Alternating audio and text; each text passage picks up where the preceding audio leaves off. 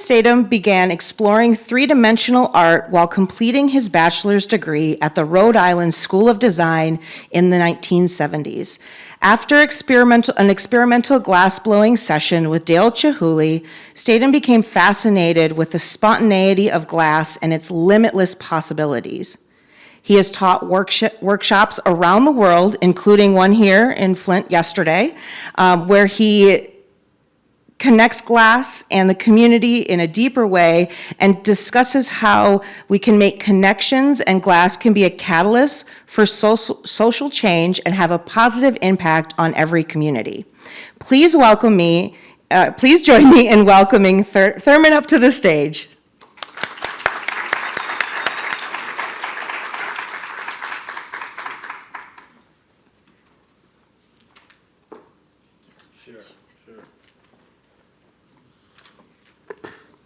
Thank you.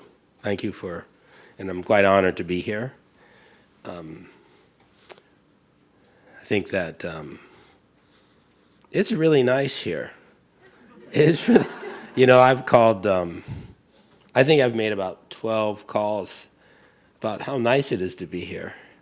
I'm telling everyone the water's good, when I first got to the hotel, they gave me 2 bottles of water. And I was like, is it still bad or something? Or are they just trying to do? Then I asked 3 people before I got to the room, can't you drink the water? And they said, yeah, you can drink the water. Then I turned it on the faucet and I'm looking at it. It's the right color. It's okay. Then I said, well, I'm sleepy. So I made some coffee and said, this is it. I'm going to, It's amazing how we can be kind of talked into believing things that aren't true. And then I've been thinking a lot about this area's history. There's this car show here right now, and they have all these old cars, and I'm like, and I tried to be a car collector, and these guys, they're rooted in that history. They collect these cars and they make sure the serial numbers on each part match the car. And you can kind of feel it, and then I've been thinking a lot about how a place redefines itself and how instrumental this area has one huge history as being the center of our economy, the center of how America became what it is, and now it's becoming something very different. It's redefining itself, and how instinctive that is as a process. And it's funny because I promise I'll start talking about the images, but but it's funny how all-encompassing creativity is. So maybe one of the good news and the bad news is that even if you all don't make visual art, I think you're all creative people, and I've found so much of I must admit I've been having really fun. I mean, I was talking to the AV guy about just what goes on, and I've just found in my own practice by being involved with social change per se, and it was always there, just never was really articulated. I think making art is very much about growing and then making and being in the studio. You go in the studio and you want to leave differently. So a lot of what I talk about, like when I first went to school, I met Dale Chihuly, and he, without doubt, I mean, he was such an amazing teacher that you forgot you were a student. And it was such a, it was like you didn't need demos because he was working every day. And the only part I had trouble with is what was I learning, So I learned to blow glass. I learned I was a potter before. I was pretty young, so I had a lot of trouble with a lot of the you know, like figure modeling and stuff, I was pretty shy of looking at nude people, so I'd copy people's drawings and things like that. And, you know, I got into the school in a very non-traditional way by informally apprenticing at the Smithsonian and seeing a demo and being flown to the school and getting a scholarship, and my father going, "I thought you went to Woodstock, you know, or something." And it's true. It's true. This is all true. You know, I mean, I was recruited as a junior. I was a junior in high school, but I wasn't even in school. And, you know, I think, so when I was at the school, everyone, because I was black, everyone made it easy because I was the only black guy. Everything I made, they said it was great. It was great. It's just like, great, this is great. And then, you know, I had 4 teachers do independent studies with me. I didn't know it was a credit, you know. So in one semester, I did a whole year, and I didn't feel any smarter. You know, so I did things like, here I'm chopping glass, because I knew how to blow, but I'm like, I don't have any ideas. So I said, I'll chop the glass. Why can't I make mistakes? You know, accidents happen, you know. And here let's see, here I'm making a volcano. You know, I just said, why should I know the outcomes beforehand? Why do I need to know what it's going to be, what it's going to look? You know, even coming here, I mean, at that, you know, and so this one was pretty good because the glass poured on the floor and underneath the floor, so it was really spilling, and I was excited until the floor underneath the cement caught on fire and they closed the shop, and Dale was really grumpy. Oh my God. And the fire department came, you know, and I presented the fire as a piece, and they didn't appreciate it, you know. And see, here I would blow glass. I always blew glass. I blew glass from noon to midnight to 4, and Dale would come in at 4:30, and he would blow till 11. And what a wonderful, and I made these all by myself in one blowing session. And I didn't know how to store them, so they were stacked up, and I was scared of everyone, so scared. I didn't know what to think. You know, people with different color shoes on and kids, you know, and so Dale comes in and he says, "That's a pretty good sculpture." And I went, "That's my first sculpture, you know, and, you know, and it's funny, you know, because I have an incredibly broad expanse of knowledge instinctively, because I literally spent my high school in the Smithsonian, like every day. There are 2 galleries at the Smithsonian, and I can tell you every painting in it that have been the same since 1970. And then I would, you know, go to the Space Museum, and I always ended up at the Freer, at their library, which is the Asian Art Gallery. You know, so, you know, I snuck this glass out of a office and got in a lot of trouble. And originally the sheets but I had an idea. And originally the sheets were square, and I thought it'd be better if I cut them. You know, so I cut them and they got into more trouble and made this sculpture, probably within my first year. And, you know, it's interesting, the relationship between your imagination and anything and then what you actually do. And when I'm in the studio, I try to make those things as close as possible, you know. And at the time, there was not much in glass fabrication. You know, we really didn't do much cold work. There was no casting, really. It really was an exciting time in the movement. And there were multiple sculptures made like that. That's about 7 feet tall. As a student, minimalism was a terrible time to go to school, you know.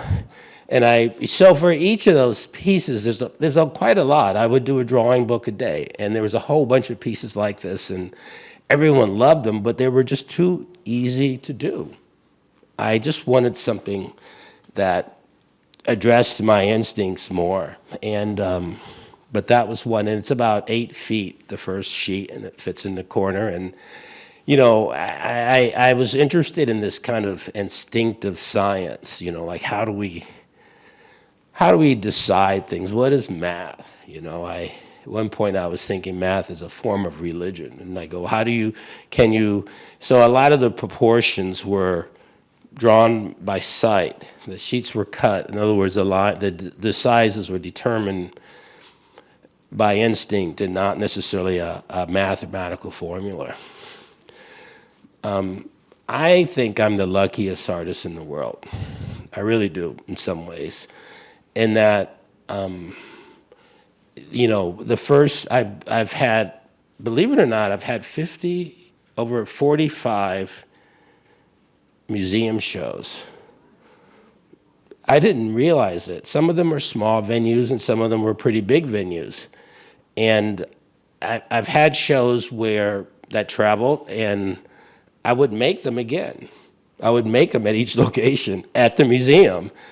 And there were very specific installations, and they built very special relationships to institutions. Initially they were just pieces, and later they built out into educational programming too with them. This was at a gallery, and it was made over a week. And the precedent was that I wanted to paint. He said, "You never paint before." I said, "Well, I want to paint." He said, "Well, I'm going to paint. I'm jealous. You don't have glass furnace. You don't have all this equipment." And it was, I think it was called Novella or something like that. But I wanted you all to be in the painting. What is the painting about? A lot of things. It was at a commercial gallery, and the dealer was pretty grumpy because he couldn't sell anything. So at one point, I started painting red dots on the walls to make him happy, because that's a symbol of a sale. So I said, "See, you got 30 of them there." I did. If you look at the other side, it's all red dots, and I thought it was unnecessary. The tower in the back was a cross-section of a small tower that was at a concentration camp in Germany. So they're sometimes pretty challenging, and really I kind of thought of them as investigations.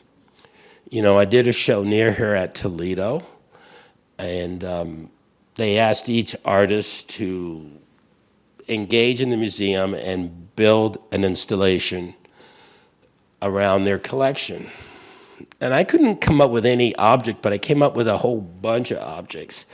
And truly, I came up with how the museum functioned, which was really there was just so many people in there of so much diversity that I really was appealed to the whole of it. And so I made this piece, which was called Hydro, which I think is Greek for water. I hope it is anyway. That's what I always thought it was. And I ended up using about 27 references to the museum.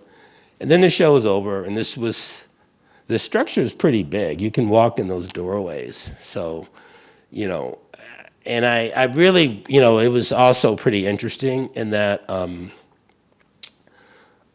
they let me borrow works from the collection and put them in there. So I had the largest, by the time I was done, I had $40 million of stuff in there, they told me. I really did.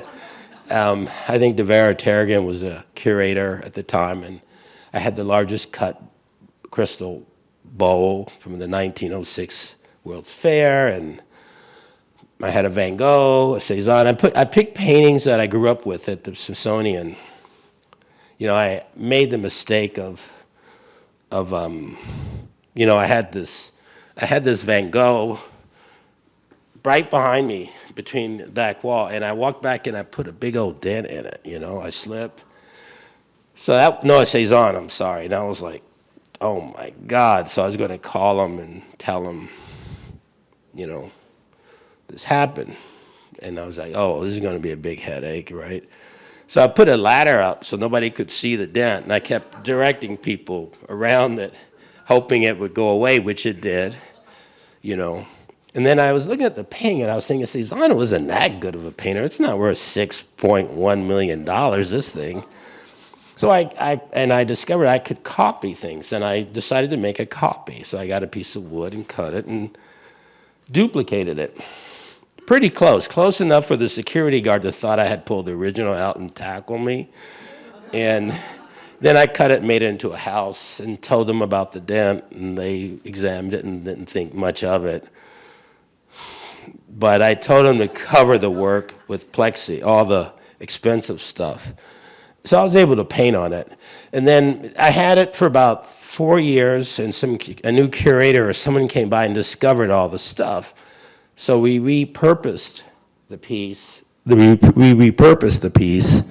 And it's now in their educational entrance, and it became a tool, which is, so I've done, this is just another installation that was done in collaboration with 2 nonprofits that needed to learn how to work together. And then one was called Appleseed, and then one was a Native American center, and they're both concerned with ideas of justice. And a lot of these installations, like I said, I want to make a tree. And they said, well, I don't know what a lot of it is about resourcing. So I said, just give me some 2x4s, I'll make a tree. Then I made a medicine wheel. Then a whole bunch of Native American kids came in and started painting the medicine wheel. And we started building out programs outside of the facility and sponsoring, dialogue that needed to be addressed. This is at the Museum of Nebraska Art. And, I was always wondered why. I think I was a fill-in for a lot of canceled shows or something, I don't think they asked me. They knew this guy could come in a week or 2 and do all this stuff, because some of these shows I didn't hear about for 2 months until then, And I went to the Museum of Nebraska Art, which is a big deal in Nebraska, and it's in Kearney, Nebraska. And, I looked at their collection, and they didn't have any Native Americans. I was like, what kind of museum is this? At least you had to be dead if you had anything in it. And they had the Caitlin drawings, which are documentation of the tribes, magnificent drawings that really change your perspective. So I wasn't sure what to make, and I got, I generally don't like my work. It's true. I'm more interested in what I become. So I have a bad attitude at times. So I was like, what can I do? I don't feel like, so I decided to make these movie theaters out of teepees and put in really kind of somewhat derogatory or bad cowboy movies that depicted imagery and ideas about the First Nations. And so I made these movie theaters, and then I put up my pieces, and then I made all these arrows, and I was shooting at my pieces with arrows all over the museum, and reminiscent of a Glenn Ford movie where they come in, and then I started collecting liquor bottles from reservations, and I got in a lot of trouble with the First Nations because I made a medicine wheel out of liquor bottles, which was pretty challenging, but it did bring up issues about alcohol, and there's these things that are destructive. This is in Tampa, and these are, this show was really built around figuring out who I am because, I was really kind of a spoiled kid. The School of Design thought I was this poor black kid from the ghetto.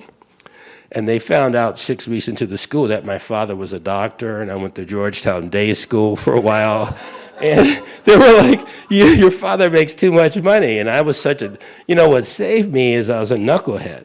I come, the guy says, you got to pay the tuition. I said, no, I'm just going to go forget school. I'm going to walk away from Rhode Island School of Design and Brown University, even though my dad has the money. I said, it's my turn, And they said, no, you can stay. I worked hard. I will give you credit. I go to school 48 hours, Monday to Tuesday, take a break, work Wednesday afternoon, and then 48 hours. I did 2-day stints. I didn't go to school one day. I would go straight. It was so exciting. I can't tell you how exciting Dale was at the time, Chihuly. I mean, it was like you just forgot, and he was just, So this show, it was in Tampa, which is where my family's from. I discovered that I qualified for the Seminole tribe, but most of the imagery, it's funny what you make the things about, how you choose, like the snake. My dad is terrified of snakes. So I said, I would make a big snake and scare the hell out of you. And that was the original, the decision to make it and how large it was and its relation. There are hidden values of proportion, balance, and content, but most of the imagery was, oh shoot, I guess that's not the right order for some reason. But most of the imagery was derived from learning about what is my heritage and how old is my heritage. I have an advantage over everyone and many people because I'm not Jewish. When I went to the Rhode Island School of Design, we were segregated. The black students were over here, and the Hispanics, it was very, I don't know if it was popular or a necessity, but I was the only black that had the general population. And then I was with the black artists, and they kicked me out because my work wasn't black enough. I'm like, well, how does that manifest itself, really? How does that manifest? And then I ended up with the Native Americans, too, because and that's how I got first exposed. Some of those installations were done, they weren't presented chronologically. And there's a lot of installations that are really events, learning events for me, and hopefully for the institutions. But they weren't necessarily done, they weren't in chronological order, like I said. And somewhere in line, I started producing work that people could have. Because I got tired, I drove a UPS truck, I loaded UPS truck. I can't begin to tell you how many jobs I had. And in many ways, there's a lot of freedoms when you don't have to sell your art because it's unrestricted. You just need time. You need time. And I started making work that galleries could have. Oddly enough, Ferdinand Hansen is here, and he is the first dealer that ever really sold my work. So I'm quite honored. And I consider him a pioneer in the field. And our relationship was really a catalyst, not just for me as an artist, because I could spend more time in the studio making work. And I'm pretty grateful. So ladders, I started making ladders and painting, the act of painting. And it's odd, like this slide is not quite, this ladder is 10 feet tall, and they're all sort of silicone and constructed. I consider myself a craftsperson, a painter, a sculptor. I think there's a language in the craft field that is overlooked because it's an aesthetic that's just as valuable and just as justifiable as painting and sculpture, but it deals with materials and densities. So how things are made, if they're blown, if it's painted, if it's fired on, there's almost like it's almost like a glazed pot has an instinctive language that you can sense, not on top of the color. There's houses, these are some of the houses that I've made, and it's funny because these studio generated works take me forever to do, even though they look very spontaneous. If you give me 3 days to sort of paint this room, believe me, you'll see a lot of stuff quick. These are just some of the objects. And I find a lot of interesting, there's a problematical component in the studio in that working with the same form kind of isolates you to really go, what is it you're addressing? I resource from a lot of different directions.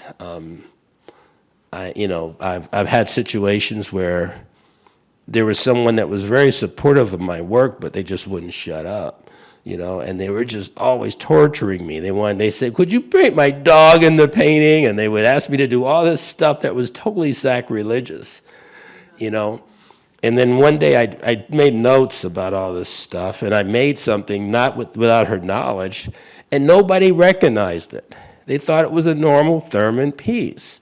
And I'm always I do a lot of work that that makes me look at yourself and what is it you're doing? I mean, art is about communication. I've also gotten advice from oddly enough, the collector base in the field of glass has been a tremendous resource in my own personal development, but in my artistic development. And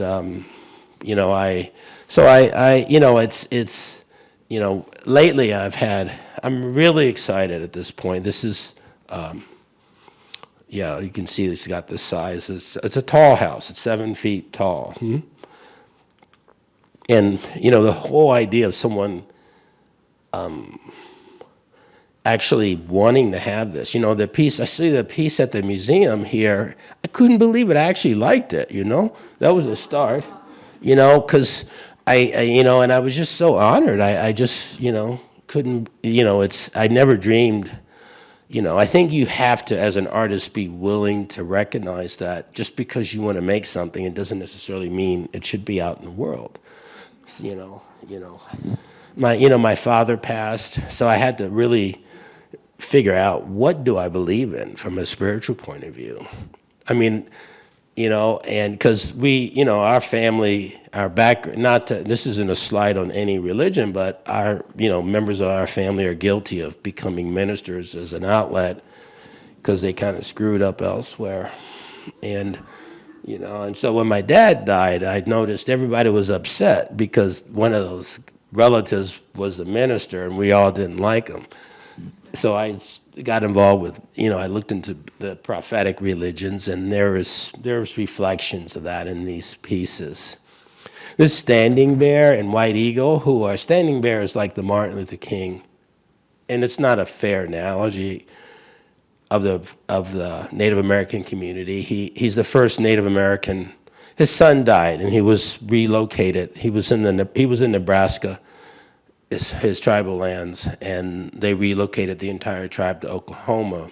And when his son died, he wanted to bury him on the tribal land, so he left the facility that was housing him illegally and got caught in Omaha area and tried there for trespassing or a few other things, and he won the case. He spoke very well, and he became the first Native American citizen, which opened the door that you could leave the reservation and not be arrested for that. There was one of the unfortunate things is because he was the chief of the tribe, they confiscated the lands completely, and it's still going on. Music, kind of a music box. I went to Africa and saw a tree with all this glass hanging in it, and I was told, stay away, from the tree. And it really kind of introduced me to the concept of ceremony. So generally there's something maybe that happened chronologically, or I think of them, ceremony has become a big part of the process of making the work, and the work. And I'm very interested in how ceremonies function, my own personal growth, and just in how they function in culture as a whole, This is the other part of that large piece in Tampa that had the snake in it. And so all these images, it's 13 and a half feet tall by, I think, 42 feet in scale. And a lot of the images it's a mix of images from the museum itself. That Greek vase is part of the collection at the Tampa Museum. And images that I took at family members that were new to my life's homes. Chairs. These are, I picked, the studio-generated objects were like chairs, houses, ladders, things that I wanted to paint. I'm not very good on the canvas, but I like to paint on hard materials. And I like to work with harder materials because I can build from them. They can become three-dimensional very easily.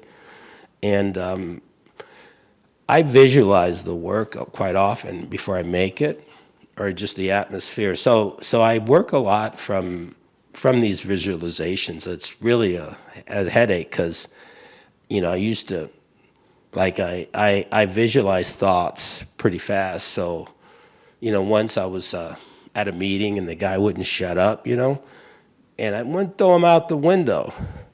So I visualized it for a second, and I went, "Oh, that's a bad thought. So be careful." This chair is tall; it's mirrorized. And I had this show at the Bemis Center, Contemporary Center for Arts, which is a pretty famous nonprofit facility that gives artist residencies from all over the world. And they wanted me to have a show, and I said, "I had the first show there. I don't want to have a show, but I'll put something outside." So I put the big chair outside and mirrorized it. And then someone saw it and said, "Would you do a painting?" So I did the painting, and "Could you make me one and paint it?" And I said, "Of course I paint it. I do it out of metal, though." So the house is kind of ugly, it's kind of squarish and stuff. And I noticed when it was in place, it looked, I don't know, it just didn't work. I didn't like it. So we had to tilt it, and then it made sense. But this thing is 18 feet tall. It's really kind of big, So these are some of the paintings that I also did in the studio-generated work. And, they're very kind of spontaneous, even though they're planned out. There's almost two kinds of processes that go on because they get built. And so you have to measure things and figure out things, and then you discover. They're almost like journeys in their own right.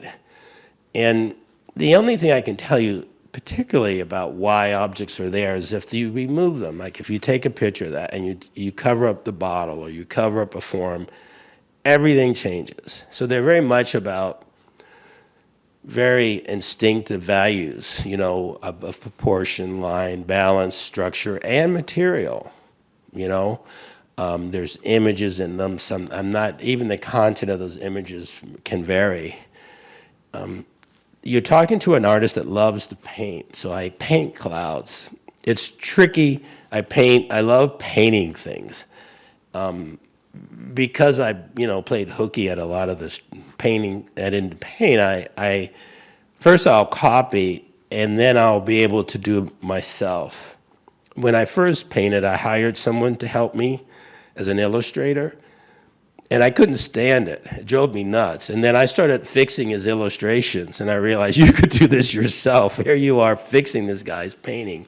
It doesn't make any sense.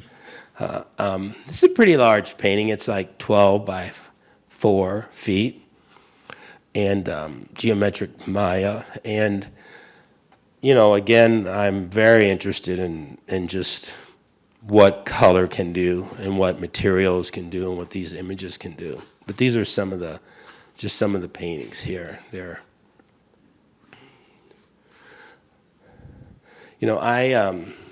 So the hand, for example, is made out of glass.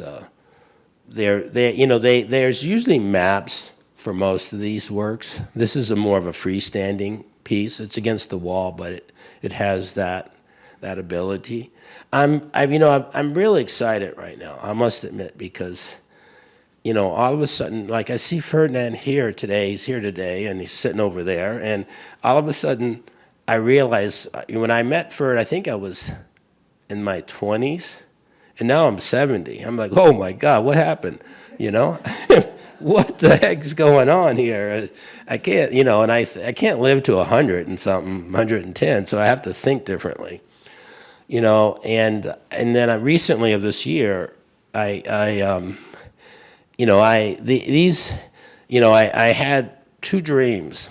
I had this fantastic dream of a show. It wasn't, when the dream happened, I wasn't too happy, but because I was at a show and all the work was like, I'm not competitive, but there is a competitive nature and a collaborative nature, and I think all of us to some degree, but the show was way better than anything I ever did. And it looked kind of like my work, and I was really grumpy. I mean, I was in the show, I was like, Jesus, maybe I should get a job, and And then I looked at the name, and it was my name. I was the artist. So I drew most of the pieces, and I had two of them, so I'm starting to make them to do a run. And it's forced me to pay more attention to producing things that I'm real excited about. And, at times, I honestly, at this moment in my life, I would say that social practices is a huge part of what I do in a given day. And it's been extremely successful. To such so that in such, which is kind of a good and bad thing for me. It's because I've been able to work with individuals, and it influenced the school system. Like even now, the state of Nebraska has asked me to create a creative overlay for their juvenile justice system, and that's a full-time job, And so I'm like, how do you do these things? And working with teams and stuff is a new process to me. So I'm trying to figure that out. But these are some of the paintings that comes apart. They're in parts. So, to have a very unique experience, just taking a walk and build a piece of art from that. I think we all, like the painting at the museum is these cards. And one of the interests is how we translate. That painting was built around how, as unique individuals, if we all painted the same card, they would all have a different language. And that whole process of transition. This is it was made for the Skirball Community Center, which is next to the Getty in Los Angeles, and it's really ground zero in the Judaic world as a cultural center. And it was a big honor to be asked to make this sukkah, which is a holiday that acknowledges charity and stuff. And the structure is built around the time the Jewish people were in the desert for 40 years or something like that, and where they had to live in huts. So the structure has to have palms on the top. And if you're Judaic and you see this, if you're from the Jewish faith, you can see a lot of the very specific symbolism in it. They all thought, in the opening, they said, man, you should become Jewish. And I said, you got enough problems already, But this is Into the Light. And it's my first public art piece. And I've been not perfect. I gotten into, believe me, don't talk to Ferd about the troubles he's been through. Believe me, Ferdinand, who runs the Habitat Gallery, by the way, here. And but it's what you're looking at is that circle is 28 feet in diameter, so the photo is misleading, and originally it's suspended in a skylight. Like the ladder is 16 feet long, and it's out of steel, and they got covered with dichroic glass. And it's the first time I had to qualify my work for longevity. Usually I think museums, sometimes they collect too much stuff, and they're going to have these flea markets in 50 years that are going to be really good, Like, what are they going to, how important are we in the world history, The environment keeps it up. We may not have much to say about anything. We all be buying boats or something, But, I think, I think, there were no guidances at this time in Los Angeles. This is in Los Angeles for an artist interacting. So I had to deal directly with contractors, and I was kicked off the site initially because they didn't believe they were going to put this in there. Then I brought the contract in, and they were telling me to add a zero and do a change order. And then, the FBI closed down the site for all the change orders, so I'm glad I didn't do that. And then, but, it was like they wanted an engineer. Oh my God, and so by the time the project, at one point they came in and they said, well, we need to evaluate, you need a hydrocarbon evaluation, which is, what the heck is a hydrocarbon, So, yeah, I think I ended up with about 8 different types of engineering, from different types of seismic engineering. And so the piece the first it was called, I don't want to do this anymore. This is torture. I'm very instinctive. I'm in a room and I make things, and why did they pick me? It was called at one time. And at one point there was a SWAT team, and I had to meet with a SWAT team in case there's, they're really, and it got done. And it's really neat because the neighborhood was just terrible. I mean, every time I had a van, I parked the van, and the people were selling the drugs behind the van immediately because they police can't see them. But the neighborhood changed a lot. I heard recently it's kind of gone downhill. It's MacArthur Park, and it got done, and it's still there, and they have tours on it, and it's pretty neat, and it's called now Into the Light, which is pretty obvious. The second project they asked me to do in Los Angeles, I actually didn't want to do it because it took, when they started digging the hole in the previous project, it was a 7-year period. And the paperwork, I weighed the paperwork. I like to weigh paperwork because I'm very interested in administration. And this is 6 pounds of nonsense, people just talking about it, and how does the object get there? But these are 3 chandeliers. One's nature, humanity, and spirituality. And the objects are big. Like the bird is about 12 feet tall. So there's 9 statues, or 3-dimensional forms that reflect those themes. And I was forgiven for everything by my parents because 40,000 people came to the opening, and I was the big guy. The architect was mortified when he saw them, even though he collaborated with me, because he lost all the sight lines he'd been looking at. So it was really interesting to put up a piece and have this. There was a big political fight. It was in the newspaper. I mean, while you're installing it, you read a newspaper article, right, about this, your installation in progress as being something that they may not want to have. This happened. I have the articles. And then as they went up, to have over 70 people get nice to you suddenly.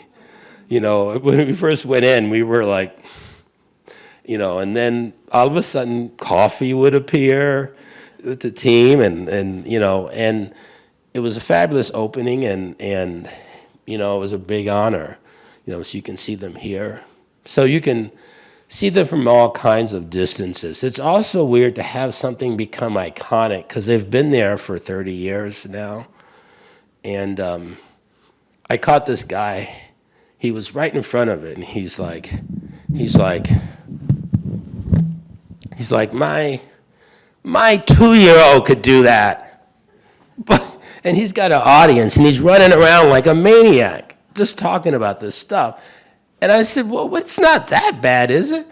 And he said, no. And then he whispers, this is the kind of work that the white people make. Are you sure? Yeah. He said, well, what makes it look white? I'm like, it don't look white to me. And he's like, so he had this girlfriend, and she was just round and beautiful.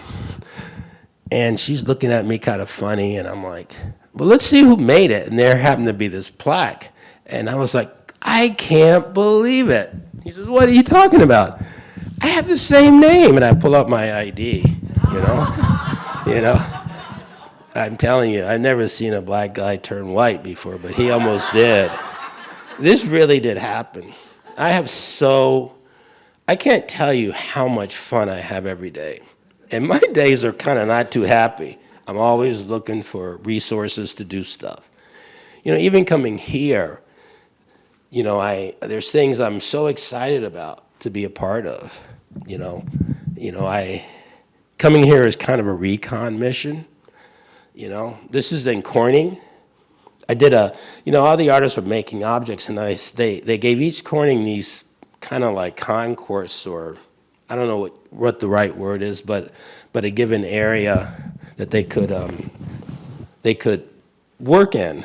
So I said, I want to make a park, a place where people could sit in and have lunch and be in my sculpture.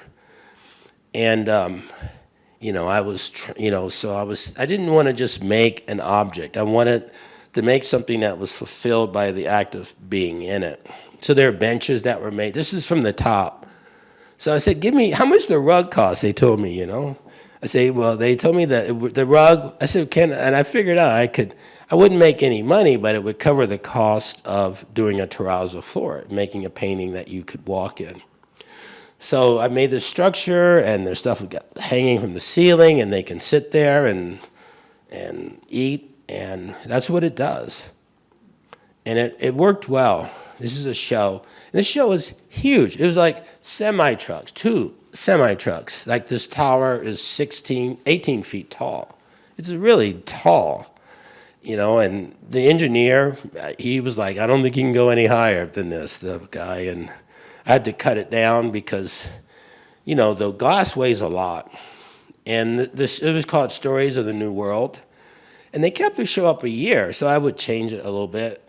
But it was all about America in a different way. It started as a Ponce de Leon kind of thing, but it ended up being very much about civil rights, about the fact that, you know, when they started coming here, I mean, they used to think the world was flat, you know, and it's round. And, you know, there's a giant mirror chair in there, and that was the first one that was made, and it was made with the thought that, you know, feudalism was pretty contained, and people, you know, to this day come here to have greater freedoms. The floor was a film, and it's about you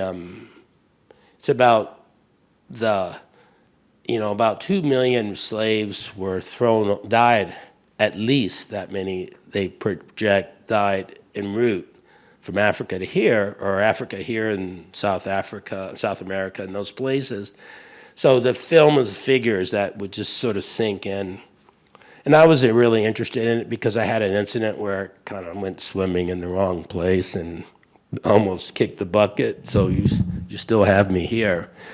This is another section of it. So the show itself was, believe it or not, was 7,000 feet of space. It was huge.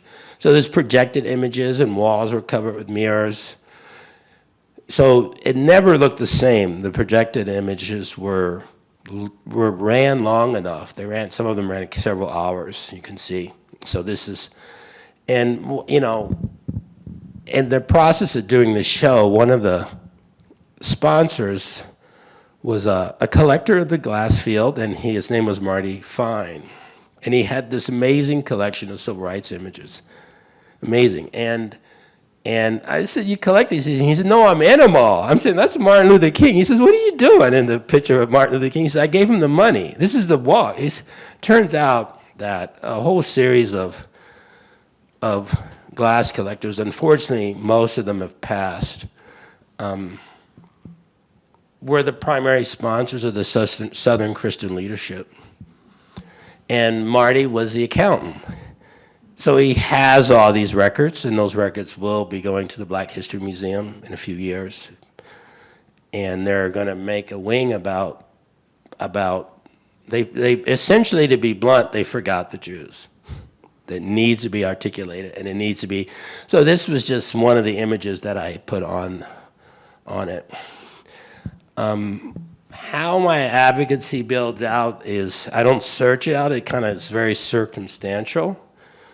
I believe you can advocate just, you know, if you help one person, you can change the world.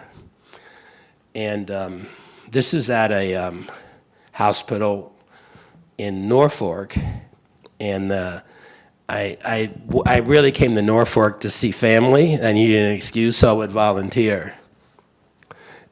And so I originally was folding things for 1 year, and I'd come 2 or 3 times a year to visit my mom, and somehow there was a person that collected glass and noticed my name, and they put me in the cancer ward because I had listed that I had experience with working with orthopedic oncology, pediatric oncology, I'm sorry. And then they asked me to come in to talk to a girl who was 14, and she had about a week to live. And I made the mistake of saying, well, they tell me you're going to kick the bucket soon. And she went, what? And I went, you know, you could die. And no one had told her. And I got kicked out of the room. Mom was screaming at me, and it was a big fuss. And then and then I felt really terrible. And then they brought me back in the room, and she said, she thought I was there too mean to me. And I said, well, I'll be your friend, but I don't want to feel sorry. She said, why? Because we all kicked the bucket. I mean, if somebody can tell me who isn't, I'm listening, you know? And I talked to her about this process of you know, it's kind of weird if you don't have any sense of spiritual, just stuff. And then we talked about, well, let's make use of your time while you're here. And we decided that she wanted to help other kids. So I said, well, they're going to put up a lot of bad art, I heard. So the architect had to come, because you can't say no to these girls. She's dying. They can't say no. I said, she want to see the artwork you're going to put in there. And they had to bring it. And I'm like, is this going to keep you alive? She said, nope, no, next. Because that is the goal. You know, it's, you know, so much of advocacy is performative. People feel good because they didn't do anything. They didn't make any difference. Or how do you define it? You got to find it. It's not a joke. So I didn't want to go in the room because I knew I would have to make a commitment and keep it. Because when people were dying. So I ended up there 2 days. You know, then I come back to Omaha and I get a call. I figured they're telling me she's gone. And I'm like, you're still here? You know? She said, yep, and I like this one. So I ended up going back and forth. And we as a team still work together. She went into remission, you know. We turned the glass studio at the Chrysler Museum into a therapy lab every Friday for 6 months. And we made the art ourselves. And I had 11 kids that were terminally diagnosed, of which 8 bounced out of the cancer. 6 are still here, and it's been about 9 years now. And so as you get better, if you go to this hospital and you get better, they add more fish. You can design a fish and do it, but you can't do it until you're released. So that exists. This is at a synagogue in Omaha. This is at this Tel Fair. This project was so much fun because it was all about Savannah. That's the Tel Fair, the Jepson Arts Center. It's got dual names. And Savannah don't have the best history because it was an economic hub of the South. So it's a piece that has kind of very historical references to how the city was developed, to iconic kind of imagery that deals with the discrepancies. The structure is proportioned off of a blueprint that I was able to access and measuring of slave quarters.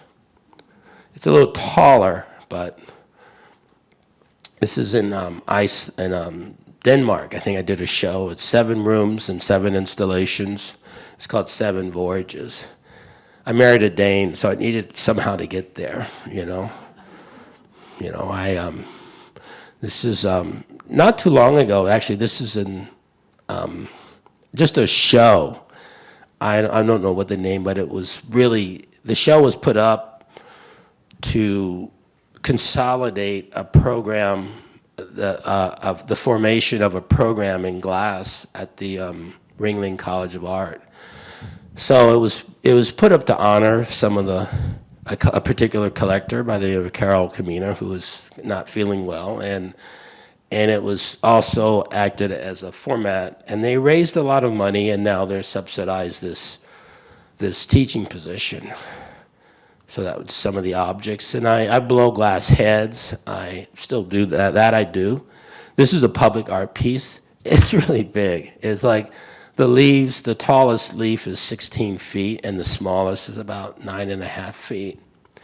And it's those structures. See, this is in the studio. And then I paint them, They're all out of aluminum and metal. This is actually pretty recent painting.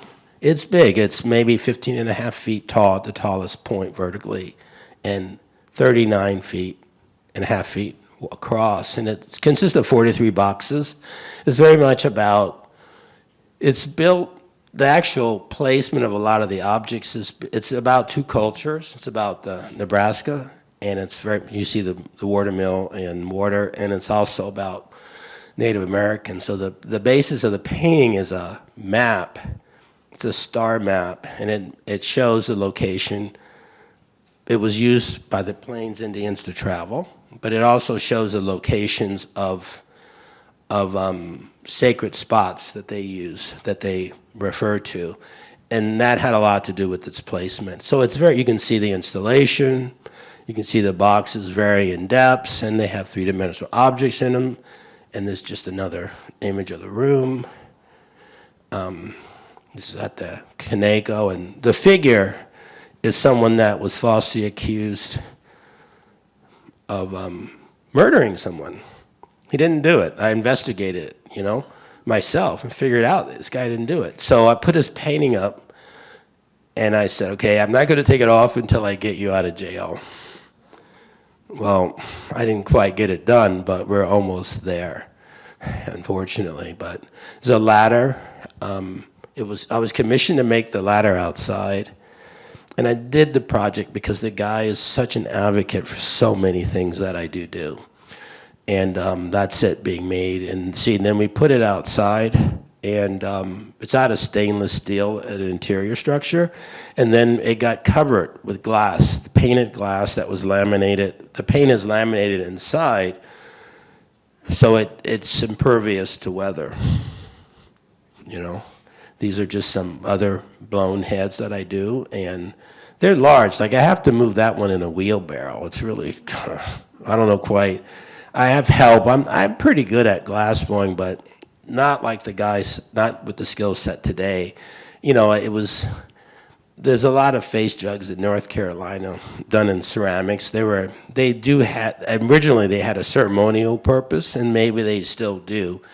But I love to blow glass, so I made one here. It was so much fun. This is a mural in Pittsburgh, and the best part about the mural is I got stuck up here, and that's why the truck is trying. They got me down, so I took the picture, and it was an amazing thunderstorm, rainstorm. It had lightning, so I thought, am I going to get hit? Is this it? This is an installation. It's just mirror. I wanted to make an installation that was more of a memory, and you saw it. Kids in Germany. I did a show, and they made a mistake. And instead of getting 6 tons of glass, I got 27 tons. And the worst thing that could happen, which is one of the crates fell at the factory and killed someone. So they canceled the show, and I said, no, you can't cancel it. We have to do something for this person.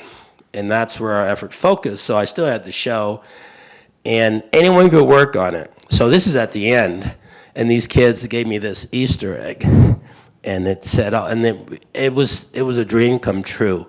Erwin Eich and people like that came, and they, even though I'm talking to them, I don't understand German, and they don't understand me.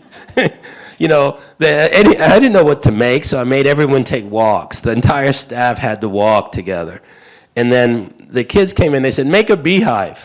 This beehive weighs 2 tons. Okay, 3 more minutes. Okay. And these are First Nations at the Kaneko. I do a lot of work in that group. And I deal with a kind of a new traditions, is basically what it's called. And I supplement teaching by translating very traditional things I adapt them.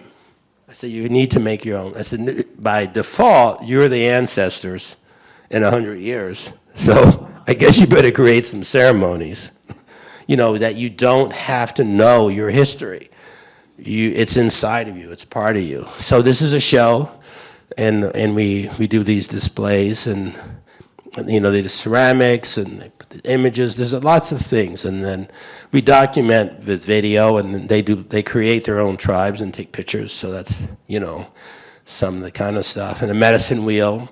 See these symbols here are all they all encompass the 7 tribes, and it's been authenticated by the 7 tribes. So it's at a preschool. We turned the preschool into a place where the kids learn there was a turtle built, there's a snake in there. All these things had very specific orientations and that these kids could learn from. And it became a storytelling place for the elders and it turned, basically the idea was to turn education into a supportive cultural component within the First Nations.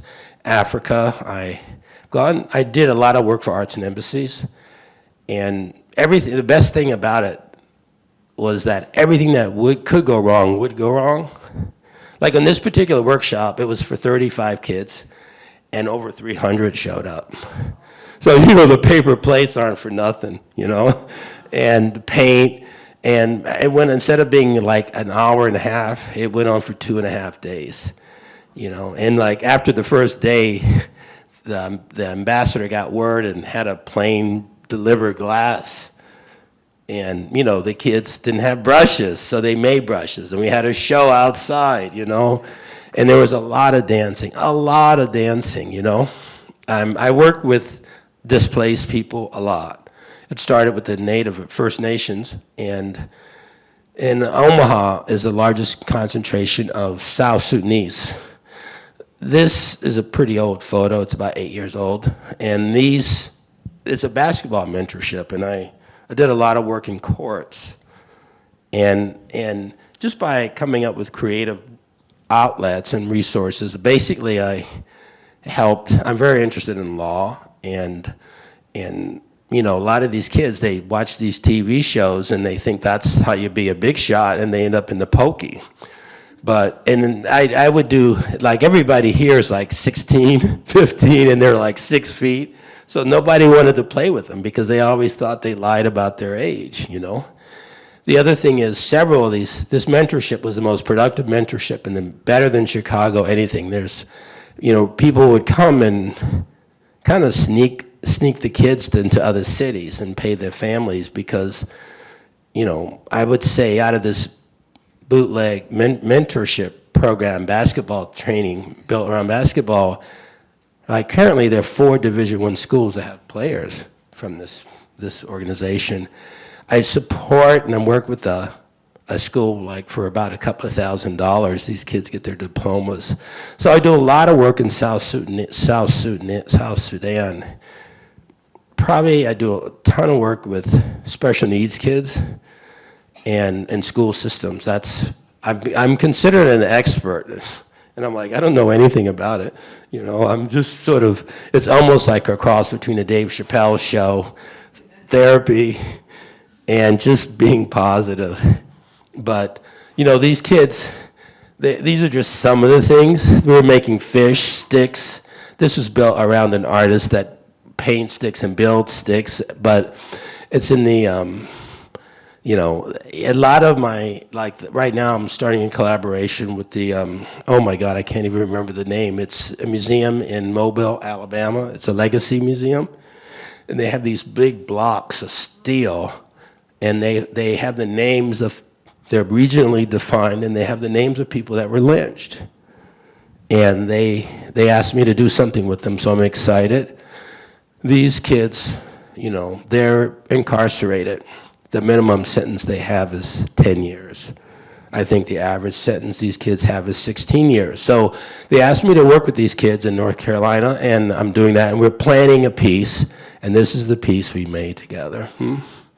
It's tall. It's the highest point is about 16 feet. And these are just some educational things.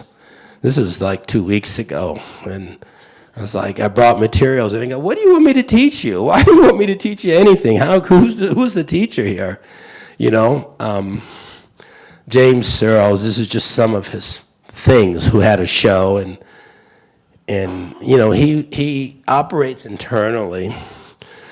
So we translated, we showed the kids with the disabilities the work, and we were drilling, and the autistic kids don't like the noise. So what we did is we blindfolded the kids, and they were much more comfortable. So they started making things blindfolded, and they were really comfortable with that. The best thing that happened is they wanted to see it, and we noticed that every kid when they took off the blindfold, they forgot they were autistic for a while. And they were normal. They were walking around and showing it. And these are kids that wouldn't look at you or talk to you. And these are just some of the objects. This is a show they had. So they did all these drawings here on glass. And see, the guy was painting the metal fish. They made the fish. And that's that structure. Oops, sorry. And let me go back. And this is one of the shows, like these are the flowers are out. They drew the flowers, and then we made them out of metal. So there's all these physical things that go on. And then some of the drawings that were in glass, there's the glass version, and there's the drawing version. There's another one. So we started doing this. We hired a gaffer that helped teach and made their objects. So this show is going to go to Smithsonian, apparently. I didn't know it, but and there's a lot more to talk about. So I think I'm out of time, and I don't want to bore you. You may fall asleep. I don't want anything like that to happen. It's an honor to be here. It really is. I know I'll be back. Seeing Ferd has really meant a lot to me, and just. I consider this kind of a recon trip. Usually I block out a couple years on my engagement before anything that's productive that could happen, but between the education people here and the administration here, this is a pretty amazing facility. It really is. It's a great glass shop, the glass collection. I think right now I'm having a hard time coming up with a better collection. And I've been to a lot of museums, and I'm like, God, I couldn't believe it. It's like, I even like my own work in there, and that's pretty rare. There's some really good, I would say the quality of the pieces from the individuals is just superb. I really, and it's diverse. It's, if you go to Oklahoma, all you see in the museum is Chihuly's. It's just one big Chihuly. I thought he bought the darn thing, I really do. It's true. It's like one wing. It's like a major wing. I'm like, God dang. This is really fantastic. So, between the cars, Team Matt, and all the people here, thank you.